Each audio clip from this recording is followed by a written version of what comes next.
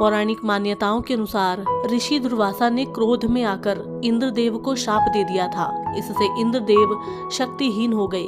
असुरों ने इसका फायदा उठाया और स्वर्ग पर आधिपत्य जमाने की कोशिश करने लगे। इंद्रदेव डरकर एकांत में जाकर छिप गए।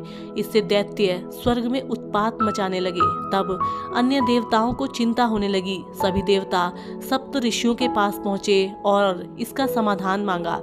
उस समय धरती पर नहुष नाम के एक प्रतापी राजा हुआ करते थे। सप्त ऋषियों ने देवताओं को नहुष से मदद लेने के लिए कहा। सभी देवता नहुष के पास पहुंचे और स्वर्गलोक को असुरों से बचाने का आग्रह किया। नहुष बहुत तेजस्वी और प्रतापी राजा थे। नहुष ने अपनी शक्ति के बल पर असुरों को स्वर्गलोक से खदेड़ दिया और वहां पर शांति कायम की। यह देखकर सभी देवता प्रसन्न हो गए। जैसे जैसे समय बीतता गया, राजा नहुष खुद को तीनों लोकों का स्वामी समझने लगा। उसे अहंकार हो गया। उसे स्वर्गलोक का आधिपत्य मिल गया तो काम वासनाओं में डूब गया। देवों और तपस्वियों से मनमानी करने लगा। उसके मन में इंद्र की पत्नी सची को लेकर भी बुरे ख्याल आने लगे। एक दिन नहुष ने अपने सेवकों से सची को उसके सामने पेश करने के लिए कहा। नहुष ने सची से कहा, उसके पास इंद्र का आसन और सारी शक्तियां हैं, इसलिए अब तुम इंद्र के बजाय मुझे अपना पति स्वीकार करो। सची ने नहुष को मना कर दिया। वह मदद के लिए बृहस्पति के पास पहुंची। नहुष को सबक सिखाने के लिए बृहस्पति ने एक उपाय निकाला। उन्होंने सची से कहा कि वो जाकर नहुष से ये कहे कि अगर सप्त ऋषि उसकी डोली उठाकर लाए तो वह उससे विवाह कर लेगी। बृहस्पति के कहने पर सची नहुष के पास गई और अपनी शर्त रखी।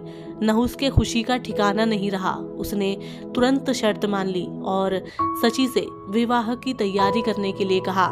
नहुष ने तुरंत सप्त ऋषियों को अपने दरबार में बुलाया और उन्हें डोली में बिठाकर सची के पास ले जाने के लिए कहा। सप्त ऋषियों के पास नहुष का आदेश मानने के अलावा कोई चारा नहीं था। नहुष डोली में बैठ गया और सप्त ऋषि अपने बूढ़े कंधों पर धीरे धीरे उसे सची की ओर ले जाने लगे। सभी ऋषि धीरे चल रहे थे। इससे नहुष क्रोधित हो उठा। उसने सप्त ऋषियों से जल्दी चलने के लिए कहा, फिर भी उनकी गति नहीं बढ़ी तो क्रोध में आकर नहुष ने सबसे आगे चल रहे ऋषि अगस्त को लात मार दी। सप्त ऋषियों के सब्र का बांध टूट गया। उन्होंने डोली को वहीं पटका और नहुष को अजगर बनने का शाप दे दिया। इस तरह इंद्रलोक का राजा नहुष अपने अभिमान के चलते अजगर बनकर रह गया। हजारों सालों बाद पांडवों ने नहुष को उसके शाप से मुक्ति दिलाई। फिर जाकर उसका उद्धार हुआ।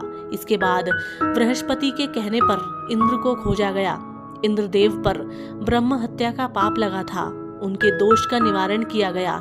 इंद्रदेव के पास वापस सभी शक्तियां आ गईं और स्वर्गलोक का सिंहासन भी उन्हें मिल गया।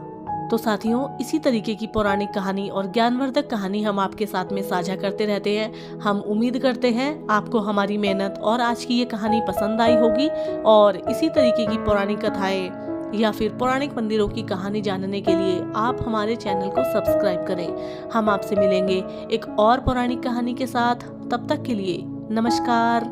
जय हिंद।